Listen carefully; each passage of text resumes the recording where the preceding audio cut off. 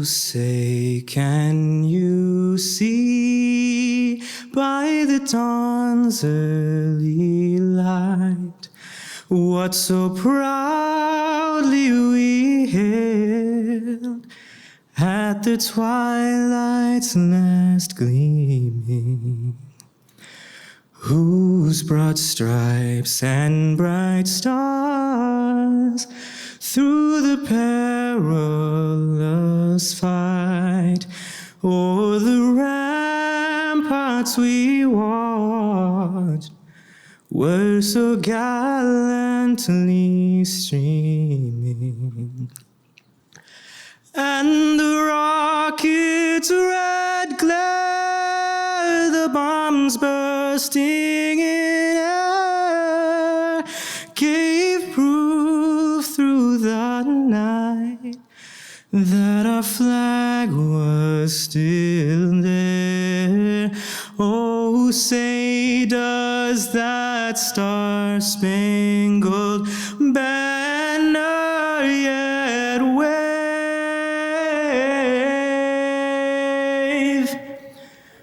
o'er the land of the free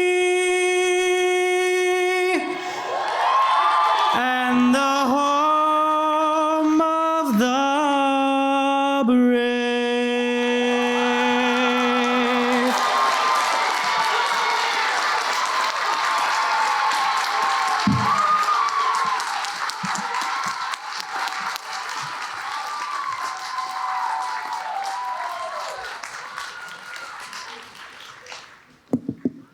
Blessings for that song we have not heard enough singing. Class of 2021, 2020.5, and 2021.5, we truly rejoice to see this day arrive for you. Arrive for the many who love you, those whom we see, and those whose loving and jubilant presence we feel. Join with me. Let us wedge a sweet silence, a quiet, within and between the many words that will be spoken. Let us pray. May we be truly attentive, mindful of all that we celebrate, grateful for all we receive and have received as recipients of this, our first degree, blessed by our memories, the difficult and the sweet, joyful for this time, fueled in purpose and in hope, awake to our gifts and our conviction. Keeper of all our days, this day long awaited is not the one we envisioned. In simpler times, less burdened by fear and loss, we saw a more evocative, more explosive, more jubilant moment. Today, we hold dearest family and friends we cannot see, and the near classmates at our side, those with whom we've weathered so much, precious companions, have become family. Yearn with us for so much that cannot and could not be. Grief and joy, such strange and yet respected companions. We know them today for ourselves and for many, especially neighbors and family in India and in South America, whose suffering and worry is immense. We seek to hold this urgency for the world's moment in focus, even as we seek in our graduation garb and on this joyous day to pause and know gratitude and jubilation. We feel that for all who made this possible for us. The arc of all there is to know, to do, to be in this moment is vast and asks a great deal. We give mourning wide space and seek to see it, to hold it, in our families, in our communities, the nation and the world, even in our beloved class, as we hold in our hearts our radiant classmate Max Lanai, whose death much too soon only magnifies his bright dearness to us and to his family, a dearness that will never dim, his place in this class ever true. Through burdening months of pandemic fear and harm, the violent contours of Black, Asian, and Sikh racism have clouded our nation. Solidarity and recommitment are required. This challenge bequeathed to those, our newest young leaders, requires that if we are to honor them, we must rededicate ourselves to the transformative work of anti-racism. And we do so as we admire and are inspired and are grateful for the insistent activism of the young across this country. The demand that the nation's aspirations cannot be hollow platitudes. May we together, ensure that these can breathe and breathe fully in our courtrooms and at our borders. Radiant Brunonian graduates, infused and nourished with heart, learning, and capacity that you've gleaned in laboratories, at keyboards, and in prayer and civic engagement. See and build great beauty as you go forth.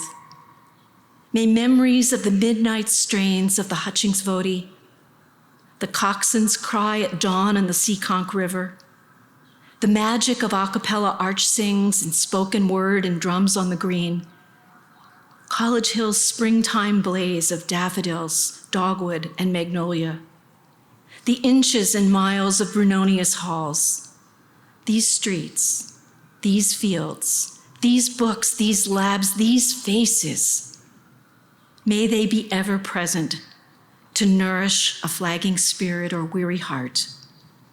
May their clarity be yours and never dim, even as it softens.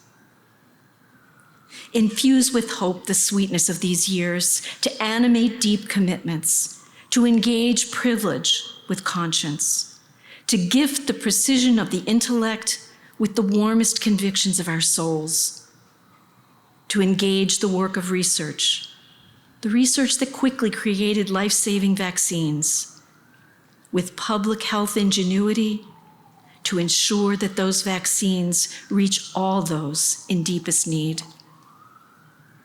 May these beloved graduates find the portals of their hearts swung wide to animate the words of critique into lived equity. May this generation's voice rise and resound with the radicality essential to rescue the future of this planet and all of its creatures. Rising generation of Brunonians, prove the aspiration of Brown's Charter. Discharge the offices of life with usefulness and reputation. Seek worthy work. Build loving lives of purpose on foundations of justice and loving kindness. May your blessings and your joy abound, ever true. May we together be a blessing in the life of the world you love, this day and always. Amen. Please be seated.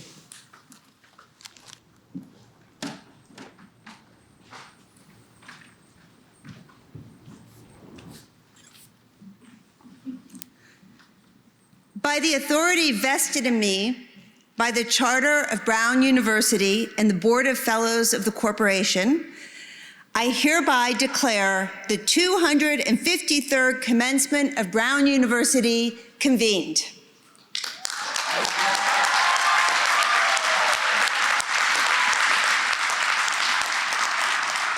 We'll begin with the senior orations. The first oration, titled Dare to Dream, will be given by George Kufahi. George.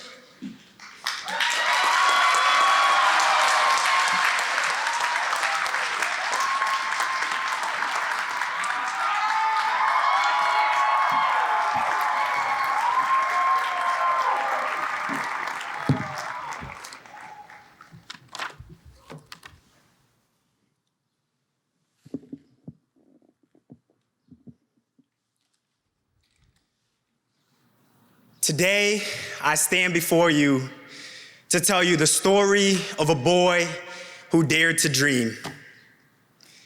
The product of a small village love story, molded from birth by the realities of growing up in an impoverished village.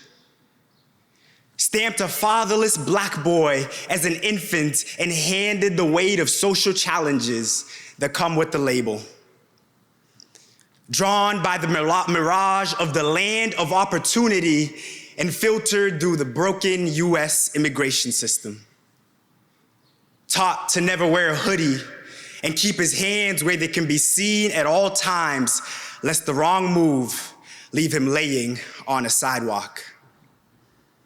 Forced to sit on the hard, cold mahogany benches of the US court system, and there he watches his mother plead not to be deported back to a country that watched the murderers of her husband walk free. He's told to celebrate as his mother is sentenced to 3 months in prison because at least it's not deportation. Teachers tell him to work hard so he can pull himself up by the bootstraps. His city celebrates. He's a local exemplar for earning a scholarship to the Ivy League. It's a place where faces like his are scarce. He's forced to work twice as hard to bridge the gap of public school education in a world where wealth buys opportunity. And today, he's allowed to wield an engineering degree from a prestigious institution and can be grateful because things like this don't happen to people like him.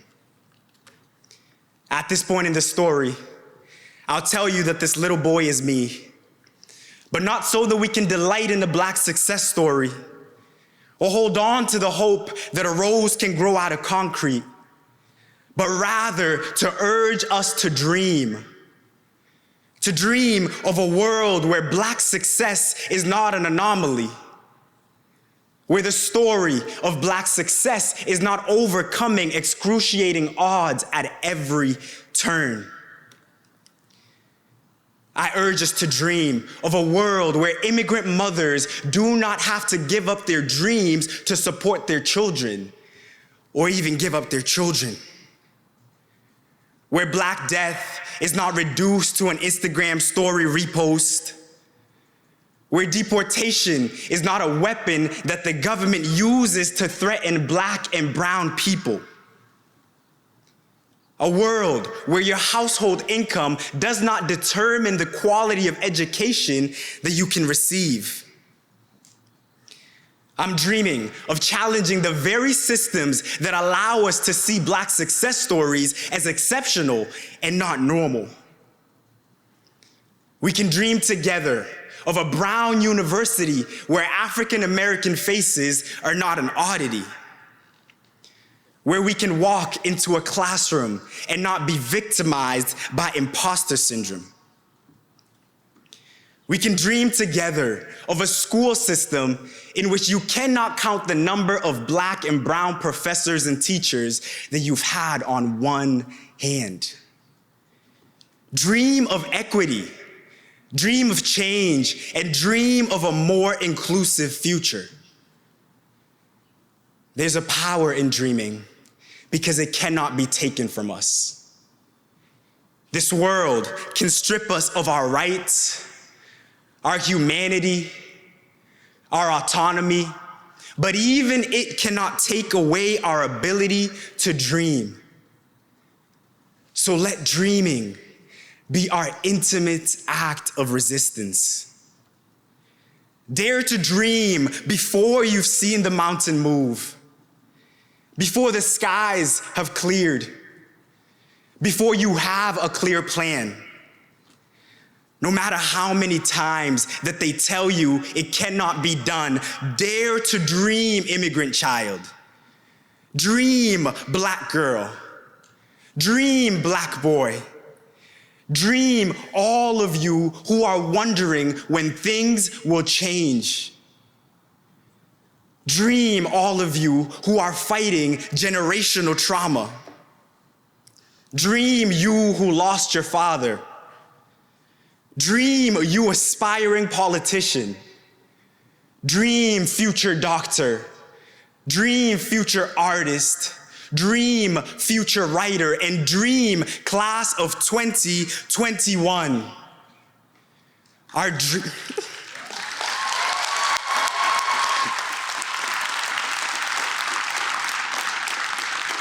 dreams will usher change into this world because our lives depend on them.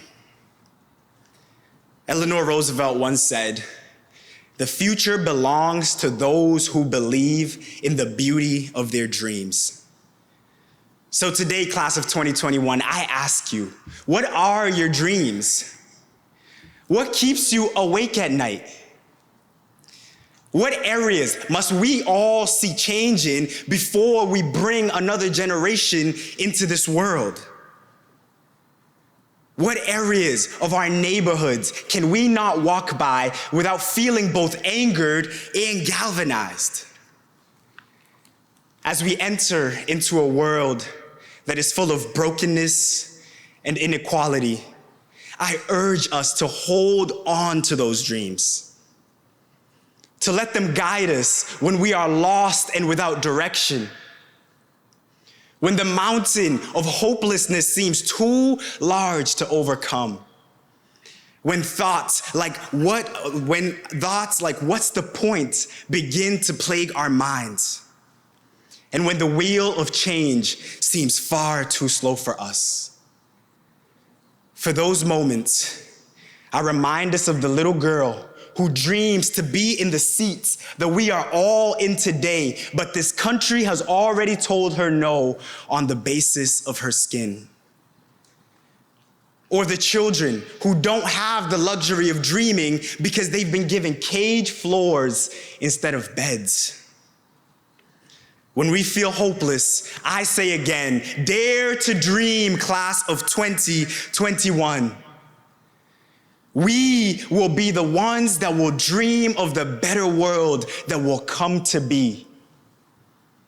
The ones that will take those dreams and work to see them come to fruition. So I'll leave you with the question, 2021. What will the world look like because you have chosen to dream?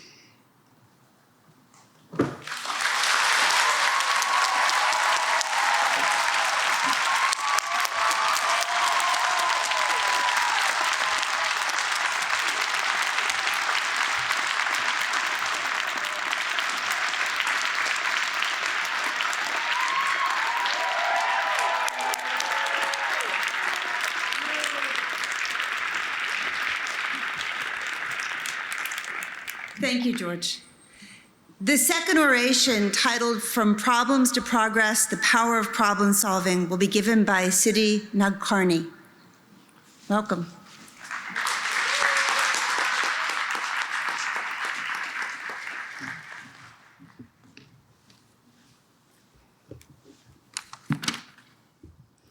Good afternoon, class of 2021.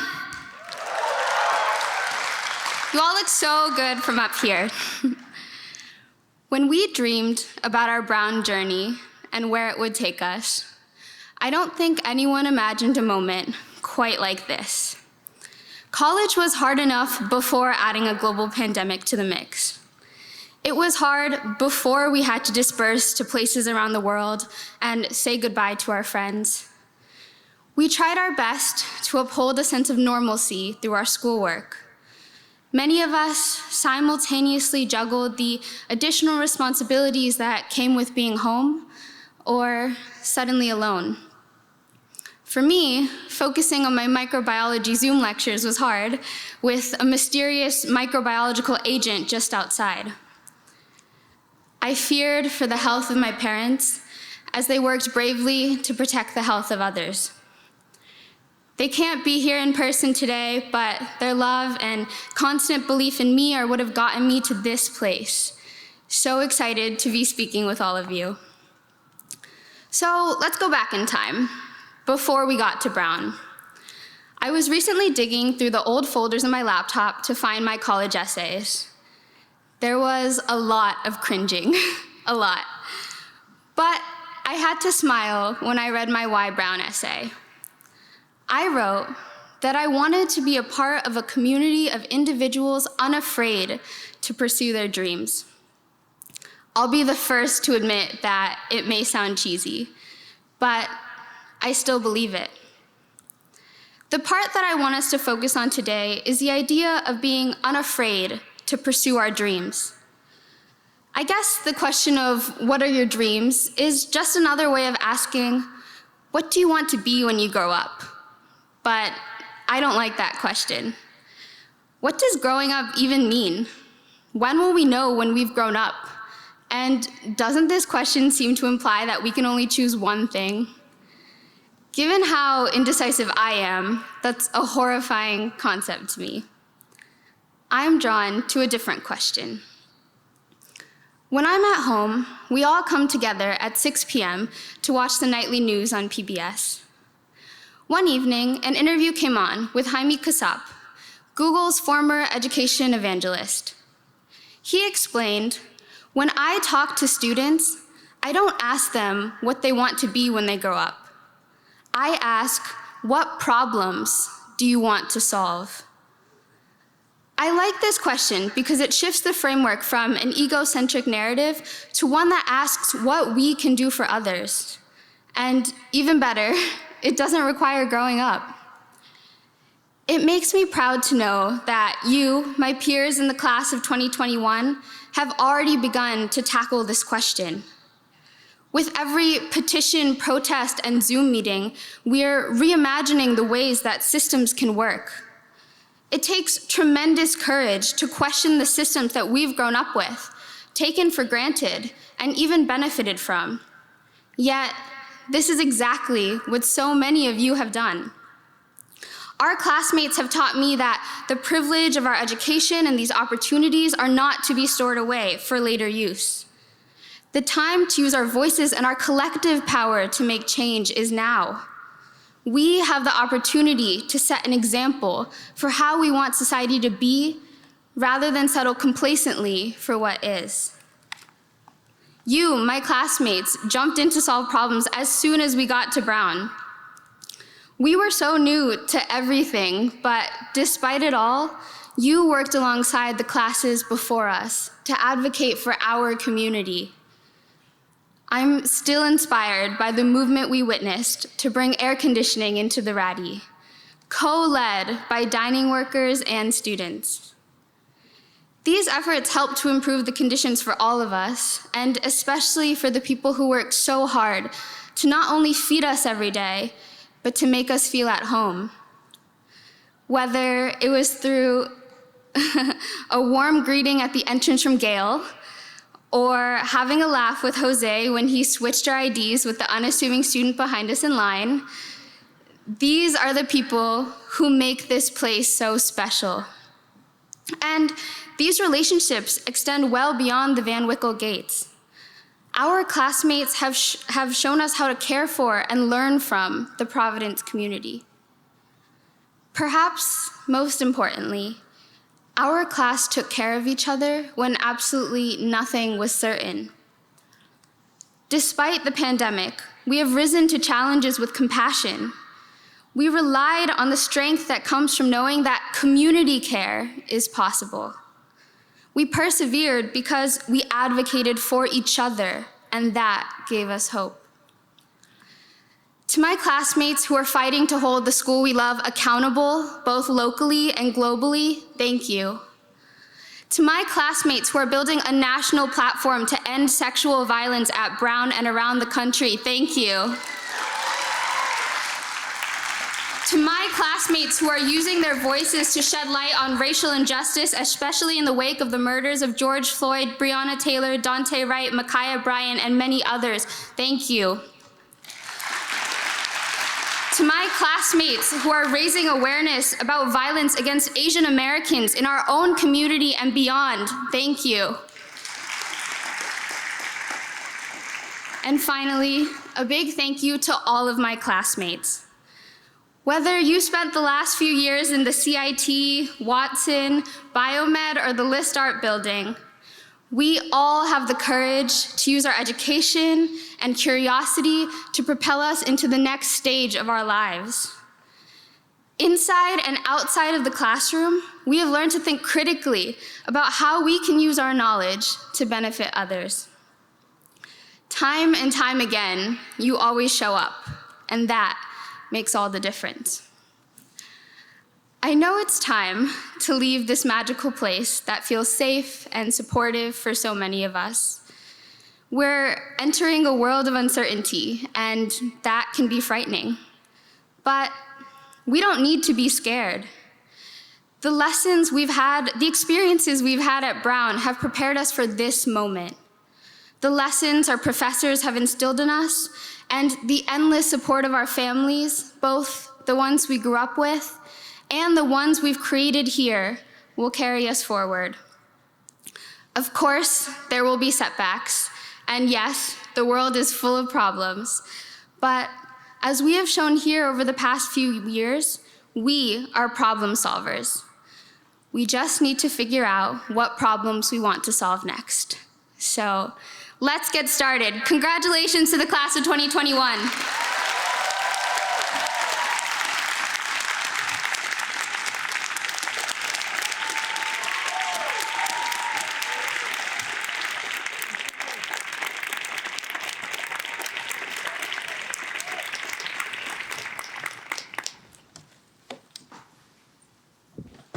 Thank you, City, for a wonderful address, and George as well. Thank you so much. No university is greater than its faculty, and at commencement, it's a time to recognize all of the people who've taught you for so many years, including new professors, associate professors, full professors, lecturers, senior lecturers, as well as our faculty who are retiring after distinguished years of service.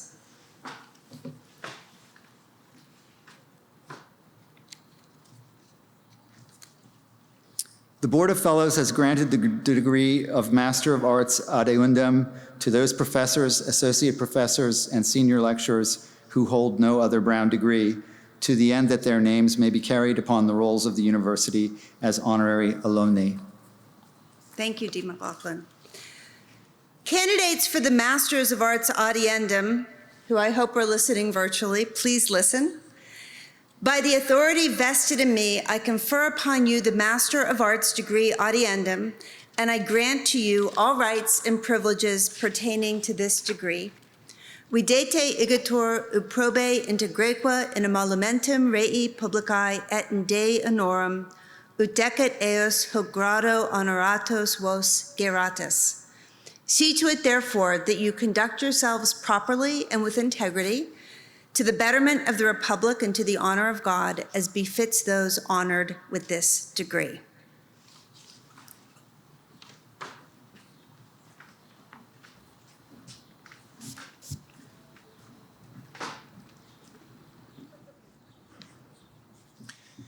Now I ask my faculty colleagues who are retiring this year and becoming professors emeriti to listen and be applauded. We salute you and thank you for your many years of service. Thank you.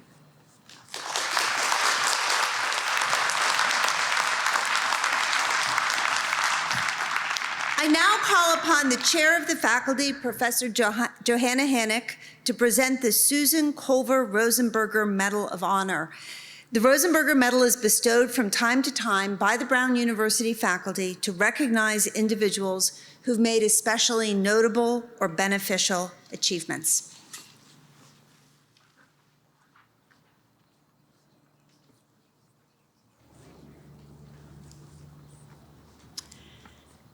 Julie Adams Strandberg, with gratitude for your presence at Brown for over 5 decades, the Brown University faculty awards you the Susan Culver Rosenberger Medal of Honor. It is only under exceptional circumstances that the Rosenberger Medal has been awarded to persons still actively engaged in the affairs of Brown University. It is your work as teacher, artist, scholar, and your ongoing engagement with the community that rises to the level of exceptional. For over 50 years, you have epitomized the mission of Brown University and remained an example of individuality, exploration, and integration of knowledge across disciplines. You have provided students with meaningful, formative, and influential experiences, and they have carried those lessons into all walks of life. In 1969, the same year as the open curriculum was established, you founded the Brown Dance Program in the Women's Physical Education Department of Pembroke College. Now, over 5 decades later, Brown boasts a sizable dance faculty, an expanded dance curriculum, and a dance track within the Department of Theater Arts and Performance Studies. All of this has grown from the seed that you planted a half-century ago and have cultivated and tended ever since. Your devotion to rigor and excellence, your communication, empathy, and your pivotal role in elevating the arts as a whole at Brown have earned the highest honor that the faculty can bestow.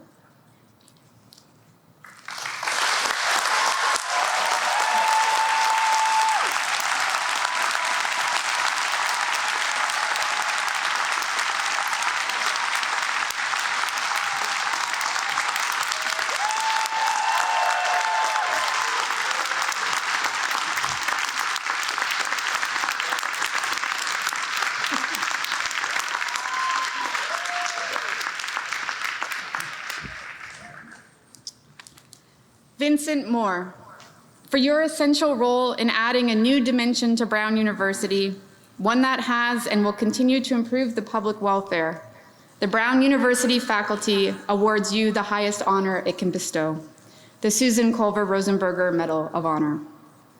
Having arrived at Brown in 1981, you are known for the stunning impact of your service, leadership, and research at this university, not only on its graduate and undergraduate public health training and research programs, but also on Brown's reputation nationally and internationally. You have been described as a tireless advocate for vulnerable elders, as prolific, effective, and joyous in the pursuit of better care for older Americans. Your contributions to Brown, development of undergraduate and graduate educational programs, undergraduate teaching, graduate student mentoring, recruiting and supporting postdocs and junior faculty, launching new academic departments, envisioning and helping to launch a School of Public Health are accomplishment enough. However, the professional success has always been matched, or perhaps even eclipsed, by the lasting impact recounted through so many personal anecdotes about an act of kindness, about generosity with your time as a colleague and mentor, about your infectious enthusiasm and commitment to instilling others with the confidence to succeed. In a year that has nurtured a deeper understanding of public health and appreciation for its practitioners, it is especially appropriate to present you with this award. With admiration and gratitude, the Brown University faculty presents you with the Rosenberger Medal.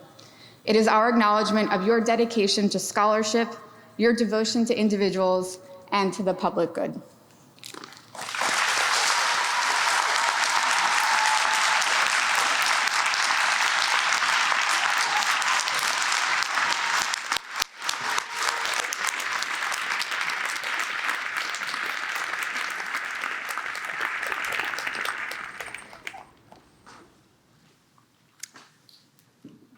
Candidoti honorandi nunc veniant. Now let the candidates for honorary degrees come forward. Madam President, I have the honor to present for the degree of Doctor of Humane Letters, honoris causa, Norman Atkins. Research, collaboration, discovery, and innovation.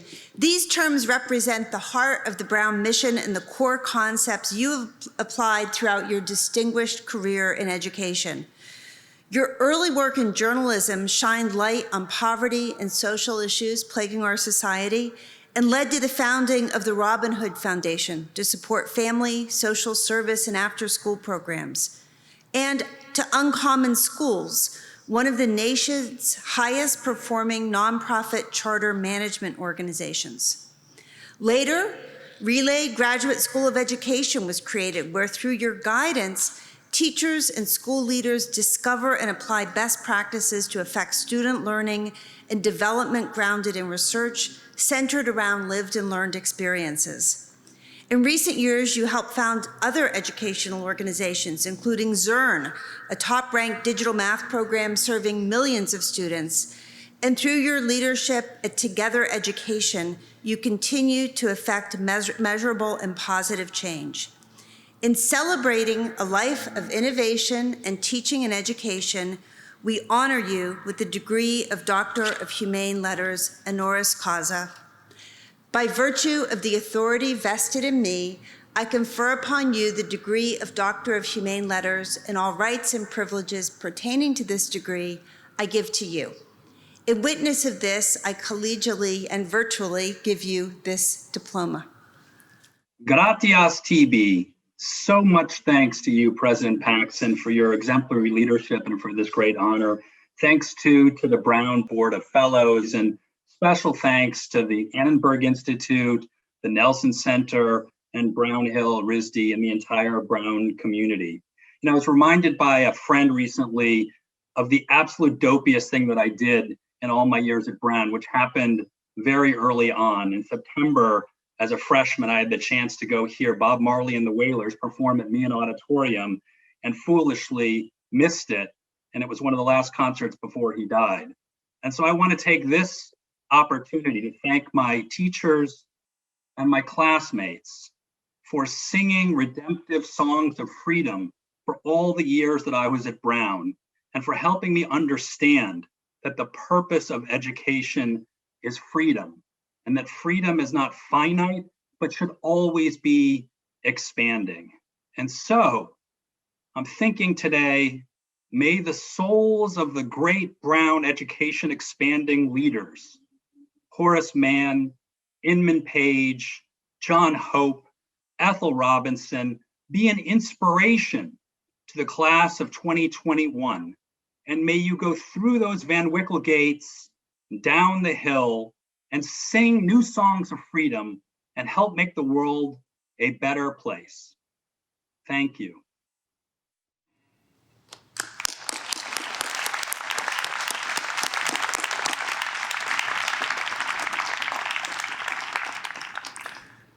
Madam President, I have the honor to present for the degree of Doctor of Humane Letters, honoris causa, Stephen Russell Jordan. Your accomplishments as a Brown student athlete with the Minnesota Vikings of the National Football League have earned you a deserved place next to legends of the gridiron. As an alumnus, you've spent decades supporting the university and displaying an undying belief in the transformative impact of a self-engineered Brown education. We're inspired by your dedication to your alma mater as a fellow and as a trustee of the Brown Corporation. You competed in an unforgiving sport that demanded the most of your body and mind. Now, as scientific discovery highlights the degenerative impacts of concussions and head trauma in contact sports, your willingness to donate your DNA to research has provided concrete samples to be studied to address the damaging effects of CTE on the brain. For your Hall of Fame athletics career, your commitment to the betterment of others, and your outstanding service to Brown, we're proud to award you with the degree of Doctor of Humane Letters, honoris causa. And so, by virtue of the authority vested in me, I confer upon you the degree of Doctor of Humane Letters, and all rights and privileges pertaining to this degree I give to you. In witness of this, I collegially give you this diploma. Thank you, President Paxson and the Board of Fellows for giving me this honorary degree. It's greatly appreciated. I'd like to thank also the professors at Brown. They're all great. Two in particular I have to call out, which would be Professor Morris and Professor Heller. They got me through chemistry and electromagnetic theory, and they were just particularly special for me. I also want to call out and thank my coaches at Brown. They were just awesome. The way they poured into me, we had a confluence of some just great coaches, and we continue to have that. But by the time I got to the NFL, I was so far ahead of a lot of the other guys that came from these quote unquote football factories. It was amazing. So thank them for that. I also have to, of course, thank my parents who poured into me and made me the person that I am. The sacrifices that they made to get me to Brown was just tremendous. So I definitely have to thank Leon and Kathleen Jordan. I also would like to thank the corporation. Getting a chance to meet them and work with them over the years, the number of amazing people that I've met, it's been an honor, it's been a privilege to work with you. They continue to inspire me. So thanks again.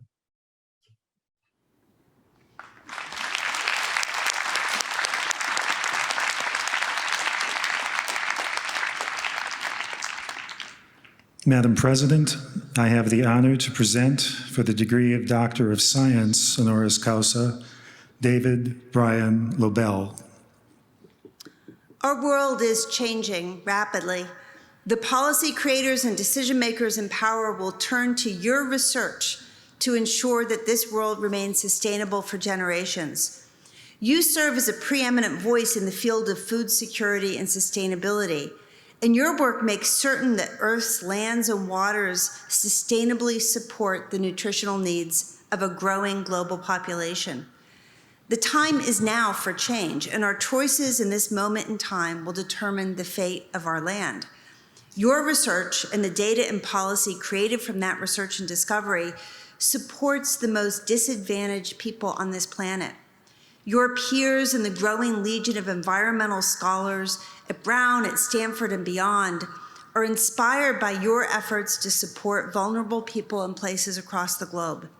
For your dedication to our planet, for your influence on the field of environmental science, and for your research surrounding the human-environment interactions that affect us all, we're proud to award you with the degree of Doctor of Science honoris causa. By virtue of the authority vested in me, I confer upon you the degree of Doctor of Science, and all rights and privileges pertaining to this degree I give to you. In witness of this, I collegially give you this diploma.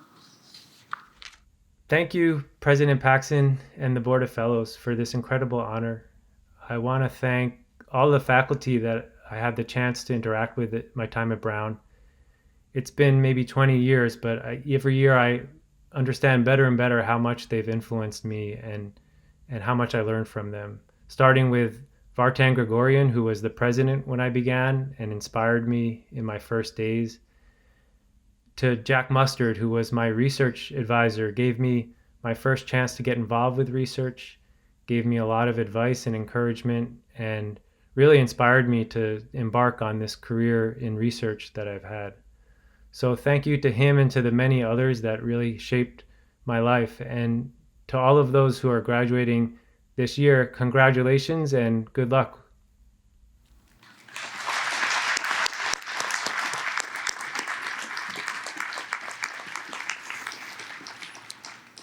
Madam President, I have the honor to present for the degree of Doctor of Humane Letters, honoris causa, Maud S. Mandel. Respected scholar, educator, and inspirational leader, you have dedicated yourself to changing the landscape of higher education. For nearly 20 years, you shaped Brown's growth, first as professor, colleague, and mentor, and later as dean of the college. As steward of the undergraduate experience at Brown, you led the establishment of a program to strengthen student learning and core liberal arts competencies, opening the doors of a center to support undocumented first-gen and low-income students, one of the first of its kind in the country. And you took learning beyond the classroom through an internship program and networking platform. Now, as president of Williams College, you imparted your vision early on, leading to a major initiative on free inquiry, expression, and inclusion, underscoring essential values in an environment where we learn and thrive. You constantly imagine and transform while preparing students for a bright future. For your efforts to create a dynamic learning environment, for advancing teaching and research, and for your outstanding service to Brown, we honor you with the Doctor of Humane Letters, honoris causa. By virtue of the authority vested in me, I confer upon you the degree of Doctor of Humane Letters, and the rights and privileges pertaining to this degree I give to you. In witness of this, I collegially give you this diploma. Thank you. So, hello to the class of 2021. You look fantastic out there. It's so good to see you. Congratulations on this exciting day. I want to offer my thanks to President Paxson and to the Board of Fellows for this incredible honor. I was educated at other institutions in this country, but I feel after 20 years at Brown that in some ways I was a product of the amazing faculty, students, staff, and administrators with whom I worked here. I had an advisor in graduate school who told me he definitely learned more from the folks that he studied and worked with in his first job than he did ever in his education. I feel like I benefited from both, but I really benefited deeply from the folks here. And in that sense, I feel like I too was the product of the open curriculum. President Paxson invited me to say a few words here to you today, and I'm going to take advantage of the moment, but I'll try to keep it mercifully short. As we all know, good commencement speeches are short commencement speeches. I had the really good fortune to welcome you to Brown 4 years ago when you first came to College Hill. You might not remember that, but I remember it well. And when you came here, we could not have predicted your journey. A global pandemic, sweeping movements against racism and struggles for equality and justice, political upheaval, fights against voter suppression and equal access to voting. You have already learned so much in these 4 years that many of us don't learn well into our adult lives. What is it that you've learned? You've learned that life is unpredictable and that the path for those who thrive involves having resilience, to being open to changing course, to learning while doing, to assessing evidence and being open to regrouping. That's you. And I really want to congratulate you on getting here today, and I hope you're congratulating yourselves, because this has been an unpredictable journey from the beginning, and you have done such a good job. I just want to, as you leave here, share a few pieces of advice as you head out into the next phase, things I really wish for you. First, I really hope that whatever you do in life, you are exceptionally forgiving of yourselves and of everyone around you. This is a complex world. We've heard a lot about it in some of the remarks already today, and we have a lot of work together to do together. And we can only do that with the kind of open heart that comes for forgiveness, and I hope you go through with that spirit. I also really hope you love with abandon, that you take advantage of the opportunity when it's in front of you to give it and to receive it, and never take it for granted when it is there. And I hope you're always open to learning and to growing and to expanding your capacities. Moments like the one you have just been to show how important that is, and I hope you continue to take advantage of it. You've already done such a good job in showing that you can. I had such high hopes for you when I welcomed you here to the Brown campus. And I still have been watching you from afar, and I have such high hopes for you now. Congratulations. I hope you enjoy the day.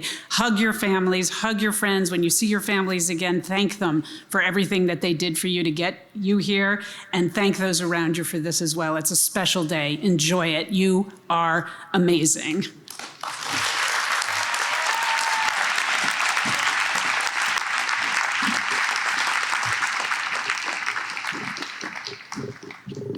Madam President, I have the honor to present for the degree of Doctor of Science, honoris causa, Jessica Ulrika Mir.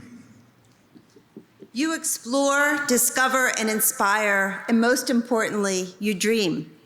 You had an idea for your future at an early age and followed those interstellar visions toward a path to the stars. Your dreams led you to Brown, and your self-created educational pathway guided you literally to the outer layers of our universe. Our nature is to search within and look above for answers. Your success has allowed us to gaze to the sky and know without a doubt that our dreams are possible. As one of NASA's Artemis program astronauts, you will take part in a new era of lunar exploration, and you could be the first woman to walk on the moon. The discoveries from your expeditions will result in life-changing innovation, the likes of which we can't imagine at this time. For inspiring a generation of Brunonians to follow their dreams, no matter how far from home they take us, we're proud to award you with the degree of Doctor of Science honoris causa. By virtue of the authority vested in me, I confer upon you the degree of Doctor of Science, and all rights and privileges pertaining to this degree I give to you. In witness of this, I collegially give you this diploma.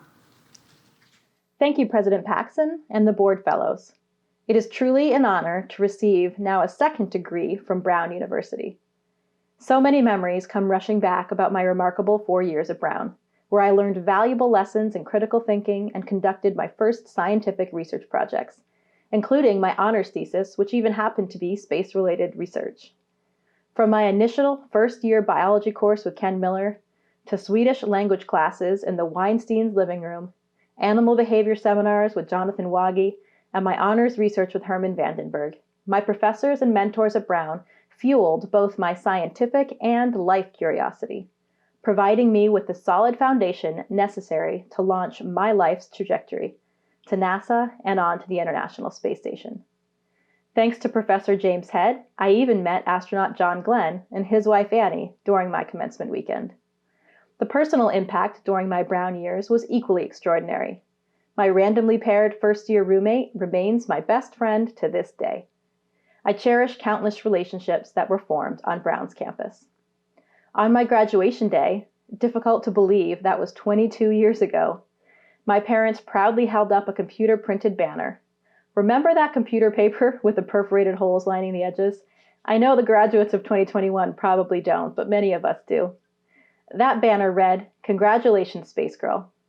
Thank you, President Paxson. Thank you, Brown University, for bringing this Space Girl back to Brown once again. Congratulations to the class of 2021.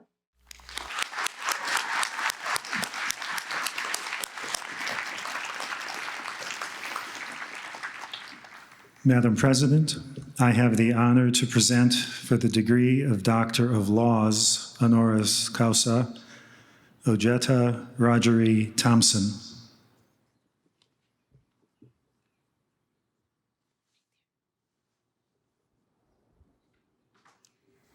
You have devoted your life to public service as a defender of law and of liberty. You hold your office with authority and respect, and your courtroom is a place where every party can expect to be heard fairly. Through your efforts to protect the rights of the underserved, you've ensured access to the highest quality legal representation. You're a trailblazer. As the first African-American woman appointed to Rhode Island's District Court, Rhode Island's Superior Court, and then to the United States Court of Appeals for the First Circuit. You've also shared your expertise, insight, and passion for this university through many years of service as a fellow and trustee of the Brown Corporation. For your contributions to advancing Brown's mission, your service to Rhode Island, and dedication to justice and freedom, we honor you with the degree Doctor of Laws honoris causa. By virtue of the authority vested in me, I confer upon you the degree of Doctor of Laws, and all rights and privileges pertaining to this degree I give to you. In witness of this, I collegially give you this diploma. President Paxson, Brown Fellows, to the graduating class of 2021, first, I cannot begin to tell you how much I thank you for honoring me in this fashion. And congratulations to the graduates. What a wonderful day it is for you here. When I got to Brown over 50 years ago, the college was on the cusp. There were still a lot of old things in place. For instance, there were only single-sex dorms. The women had dorm mothers who strictly enforced strict curfews. And I don't know if you guys have heard about the posture pictures. You guys know about that? No. This was a practice that was wide across the Ivy League, and we dutifully complied when they told us what to do. The first week of our freshman year, they asked us to strip down to our underwear so they could photograph us. And the purpose of the photographs was to determine if our posture, combined with whether we passed an obstacle course, would allow us to avoid mandatory gym classes. I flunked. But Brown was also on the cusp of change.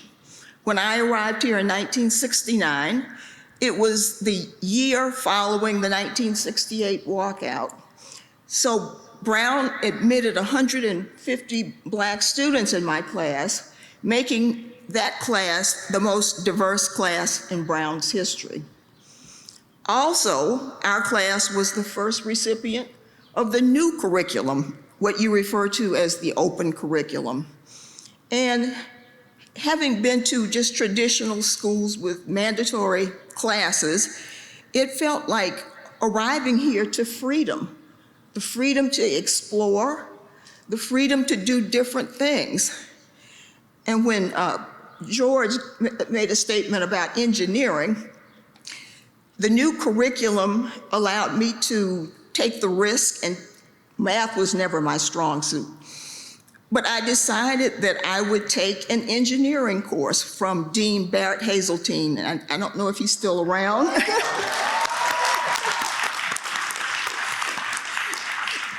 It was wonderful, but without the new curriculum, I would never have done that. And to this very day, I still keep my final exam. And why do I keep that exam? Because to this very day, when I look at it, I don't have a clue what's on that paper.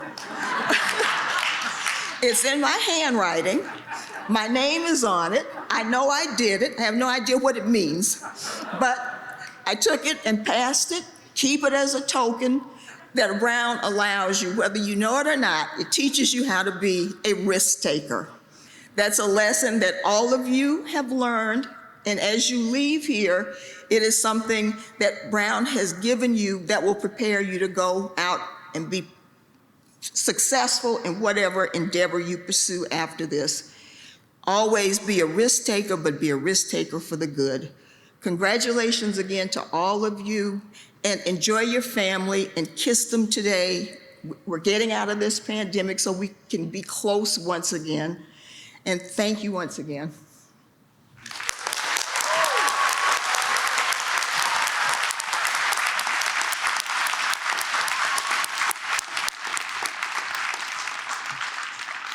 Thank you.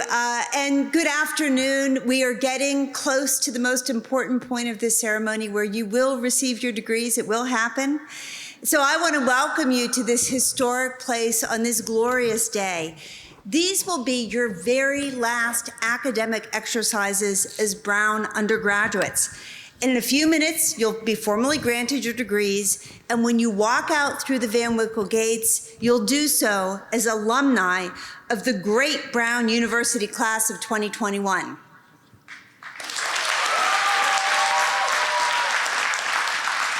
Now, I have to say, presidential commencement addresses often follow a very predictable pattern. The president arrives with a speech, graduates are praised for their accomplishments. This segues into a discussion about one or more pressing challenges facing society, climate change, global health, whatever.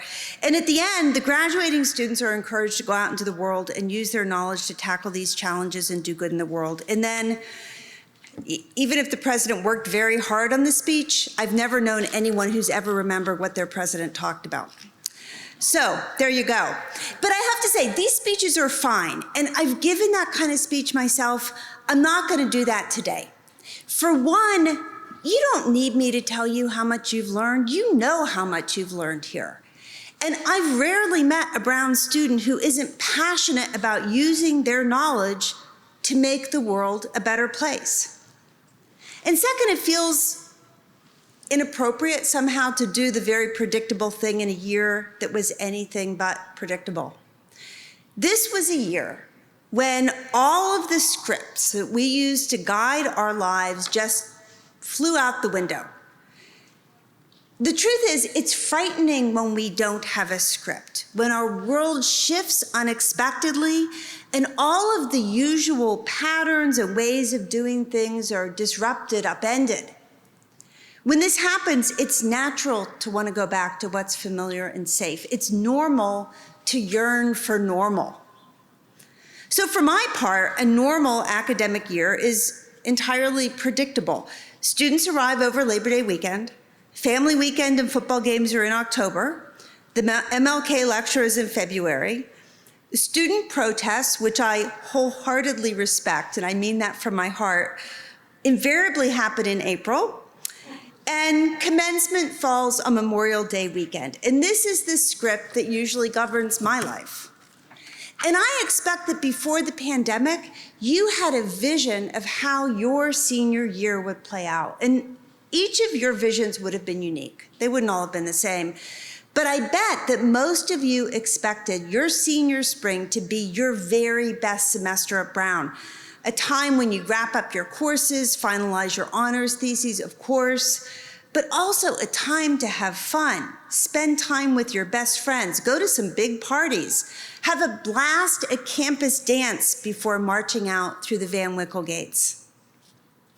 And then the pandemic came, and the script went out the window.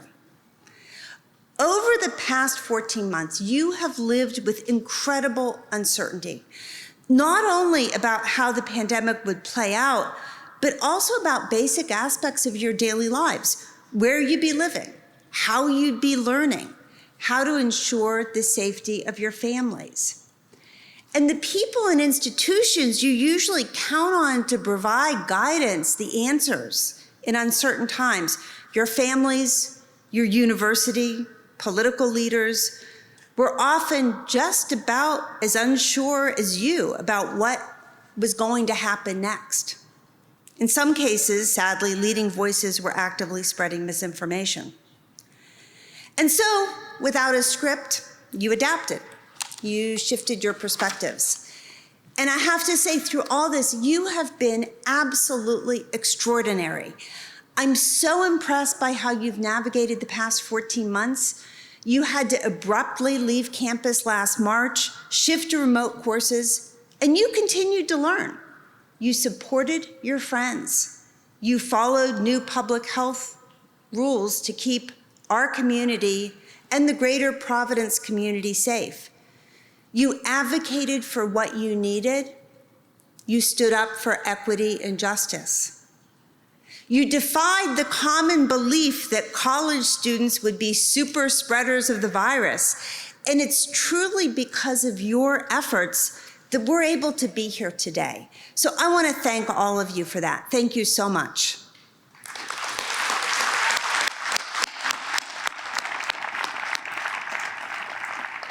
And without a script to follow, you've been forced to know yourself better, understand your own strengths and weaknesses, and hone your values. When you've had to make a decision, and I know you've made many in the past year with little information to go on, instead of asking yourself, what am I expected to do? Because the expectations were very unclear. You've had to ask, what's the right thing to do? Now, this is far from the last time in your lives that you'll feel uncomfortable. You will face uncertainty in the future. Now, hopefully not pandemic-level uncertainty, but uncertainty nonetheless. Sometimes things won't turn out the way you expected, like when the job you thought you'd love, you discover that you hate. Or when the demands of juggling work and family life necessitate that you have to shift course, like move to a new city or make a career change. You'll make important life decisions knowing that in hindsight, they may prove to be great choices or maybe bad mistakes. The truth is that in the decades ahead, you will continually write and rewrite the scripts of your own lives. And it's important to remember on this day that this is yours and yours alone to do. Never let anyone impose a plan on you that's not of your own making. Never let some preconceived notion of what you're expected to do drive your decisions. Be true to yourself. And you have so got this. You are so well prepared to write your own scripts in the most glorious way possible. I know that. Through your experience with the open curriculum, you've learned how to learn. And that is one of the most important things for navigating changing and uncertain circumstances. And this is one of the most valuable things you'll take away from Brown. And also through the course of this year, you've further honed the qualities of character and compassion that will serve you so well in the future. So as I look out at you today, I can say with confidence that you are ready to graduate, you're ready to take on the world. And as you leave Brown, just please remember that we're proud of you, we love you, we wish you full lives of meaning and purpose. So now, would you like me to read the Latin script that confers your degrees? Yeah. Thank you. You know, one thing just before we do present the degrees, I ask you all join me, and he's been recognized before, but it's so important, in recognizing student Max Lanai, whose life was tragically cut short. He was just a distinguished and honored member of this university. He will always live in our hearts, and he is also receiving his degree today.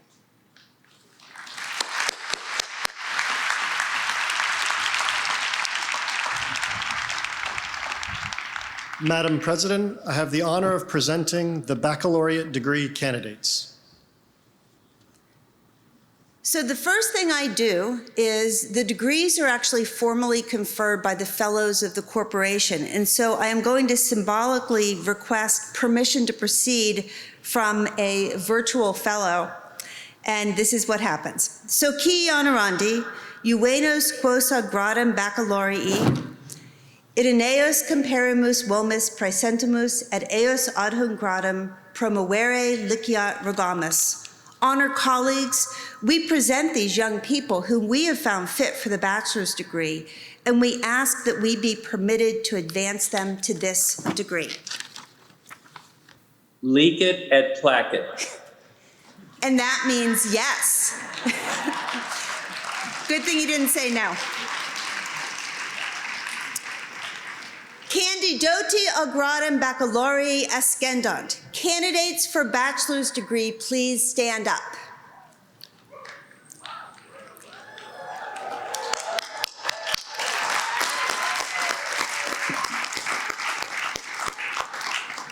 Auctoritati mihi commissa vos a gradum baccalaureae admitto, omniaqua jura ac privilegia adhum gradum pertinentia vobis concedo.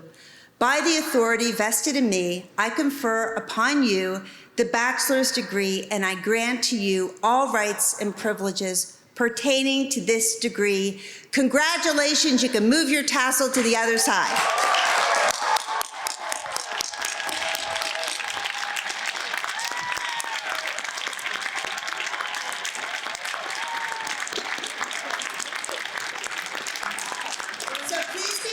We just have a few more things. I want to introduce our Chancellor, Sam Menkoff, who will introduce a video that we want to show for you. Good afternoon, everyone, and congratulations to all. I'm Sam Menkoff, Chancellor of our great university, and it is my pleasure to introduce the Expressions of Joy video created by graduating seniors, graduate students, medical students, celebrating their graduations and reflecting on their time at Brown. Let's all enjoy it together. Class of 2021, we made it. It was tough, and we made it through this. If we can do this, we're gonna do great things, so don't even worry about it. The distance wasn't really felt, and I think that's really what brought me joy, just still being in touch with all these very amazing people I met at Brown. Community is not limited by geography, and so we are in this together. Every week I would have a game night where I would run a Dungeons & Dragons game to start the new week off strong, because that's what you need. You need these little human moments that kind of keep you going. We all have to be there for one another when so many things are changing and we're kind of like unsure about what's next. So I think in a way this has made our friendships a lot stronger. We were really all just with each other 24 hours a day, and we got really, really close, and I'm super thankful for that group of friends. So shout out Noah, Phil, Tim, and Gracie, Flynn, you guys are all awesome. So concentrating in ethnic studies has been such a transformative experience. And this sounds very cliche for me to say, but it really has taught me how to love myself. And I think that's especially because I've learned so much about histories that relate to me and my personal experiences as a Black woman. Thank you to Chaplain Janet Cooper Nelson for being a wonderful mentor, an unending source of wisdom for me. Huge shout out to Hillel, the Center for Jewish Life on campus, that has been a huge support for me during my time here. All of the amazing people I've met from different backgrounds, different countries, political orientations, different racial and ethnic backgrounds, etc., that you can only find at a place like Brown is incredible. Being able to cook authentic Vietnamese food with friends, but also learn about other people's cultures while we're cooking together. Those are the experiences that I'll bring with me once I leave Brown. Shout out dining services, giving that love through food and seeing us and sustaining us. Brown took care of us as did a lifespan, considering us healthcare workers and making sure that as we went out there and helped fight the pandemic, even in a learner's capacity, that we were taken care of and that we were thought of as members of the team. To the rugby boys, love the boys, love the sand, love grinding it with Dave. What a coach. I would just say keep going for it, boys. We have a good group of committed lads. I would like to shout out Brown Women's Lacrosse and the Doghouse. A shout out to Bluno, I miss you.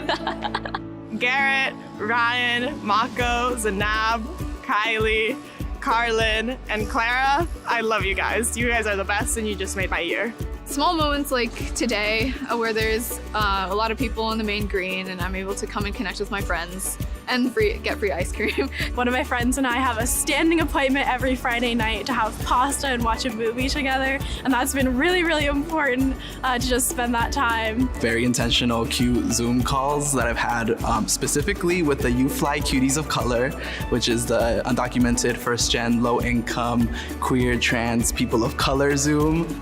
Brown has taught me a lot about how important it is to be nice and be accepting to the people around you. I think that's going to be useful, especially in the world we're living in now. One of the greatest joys I had in this challenging year was planning a series of 15 extraordinary speaker events with the Fashion Brown team to spread some inspiration and community around campus and even around the world. The knowledge that we gain here, we can and should translate into service. Seeing how our community of EMTs has come together and changed what we do so much to support the campus. Kingsley, Blessing, Ray, Robbie, Evan, I love y'all till I die. That's it. Wherever you are in the world, besides English, I only know how to say it in my native French, but félicitations, félicitaciones. Congratulations, everyone. Cherish what you have at the moment and just enjoy what life has to offer to you. Life is too precious to spend time doing things we don't enjoy. So spend time with those who you love, tell them you love them, and spend time doing the things that you love to do. Congratulations, you did it.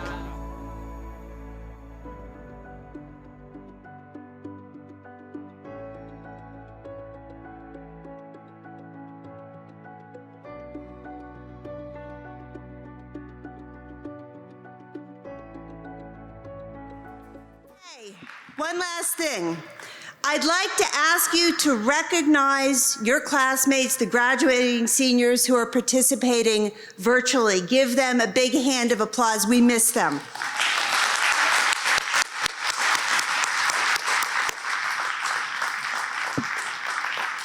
And now I'd like to ask you to recognize friends and families who are participating virtually. Thank them, and as soon as you can, give them a hug, but they're wonderful. Thank them.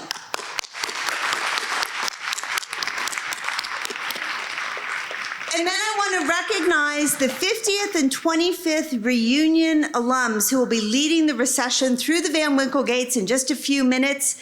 They are Clifford Renshaw, class of 70, and Alexandra Sanchez, class of 96. Thank them and applaud them.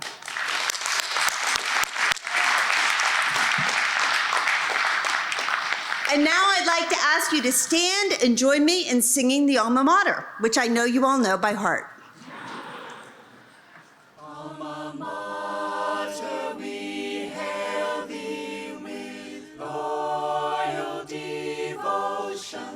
And bring to thine altar our offerings of praise.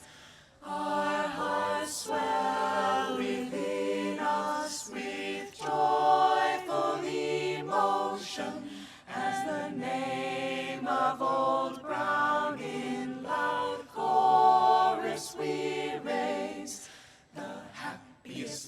moments of youth's fleeting hours we've passed 'neath the shade of these time-honored walls, and sorrows as transient as April's brief showers have clouded our life in Brunonia's halls. So congratulations, class of 2021, and we will see you soon coming through the gates.